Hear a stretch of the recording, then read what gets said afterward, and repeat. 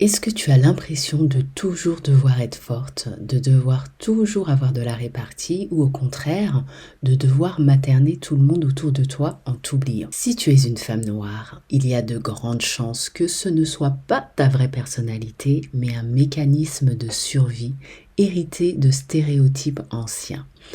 La mamie, la Jézabel, la Sassy ou la femme forte, ces rôles sont des prisons qui t'empêchent d'accéder à ta véritable énergie féminine, celle qui est douce, réceptive et magnétique. Aujourd'hui, on va identifier lequel de ces 4 masques tu portes sans le savoir et surtout comment l'enlever pour enfin incarner la femme élégante, apaisée que tu es vraiment. Bienvenue sur Éclat féminin.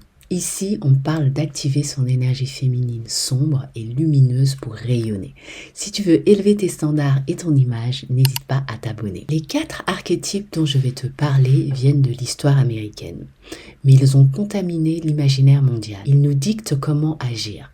Pour retrouver ta douceur, il faut d'abord voir où tu te durcis inutilement. Pour retrouver ta douceur, il faut d'abord savoir où tu te durcis inutilement. On va commencer avec le premier, le plus insidieux. Le premier stéréotype, c'est la mamie. C'est l'archétype de la femme qui prend soin de tout le monde, sauf d'elle-même. Comment ça se manifeste ? Tu es celle qu'on appelle pour tous les problèmes, tu es la maman de ton groupe d'amis, la confidente inépuisable, le pilier de la famille. On te voit comme asexuée, doudou, confortable. Pourquoi ça tue ton énergie féminine ? L'énergie féminine, c'est la capacité à recevoir. La mamie, elle est bloquée en mode donner. Si tu es toujours en train de servir les autres, tu n'as plus d'espace pour être choyé, désiré ou courtisé. Tu deviens un meuble confortable, pas une femme fatale. Donc pour sortir de ça, arrête d'être disponible H24. Pratique ce qu'on appelle le selfish care, le soin égoïste. La prochaine fois qu'on te demande de l'aide et que tu es fatigué, ta réponse doit être « je ne peux pas, j'ai besoin de me reposer ». Ta valeur ne réside pas dans ce que tu fais pour les autres, mais dans qui tu es. À l'opposé, on a la Jézabel. Historiquement, c'était une façon de justifier les abus en disant que la femme noire était hypersexuelle par nature. Comment ça se manifeste aujourd'hui ? C'est la pression de devoir être sexy de façon performative. C'est penser que pour être aimée, tu dois utiliser ton corps, être provocante et toujours disponible sexuellement. C'est confondre vulgarité et sensualité. Pourquoi ça tue ton énergie féminine ? La véritable dark femininity, c'est le mystère. C'est une sensualité qui vient de l'intérieur pour toi. La Jézabel, elle performe pour le regard masculin. Elle donne tout de suite et il n'y a plus du tout de sacré. La solution, c'est de se réapproprier ton corps. Demande-toi, est-ce que je porte cette tenue parce que je me sens belle dedans ou pour attirer l'attention ? Cultive le mystère, sois sensuel dans tes mouvements, dans ta voix, dans ton parfum, mais garde ton jardin secret et surtout ne sois pas disponible tout le temps. Ton corps est un temple, pas une vitrine publique. Alors, ensuite, on a la saphir ou la femme sassy, la femme en colère, the angry black woman si vous préférez. En fait, c'est sans doute le cliché le plus répandu, notamment dans la télé-réalité.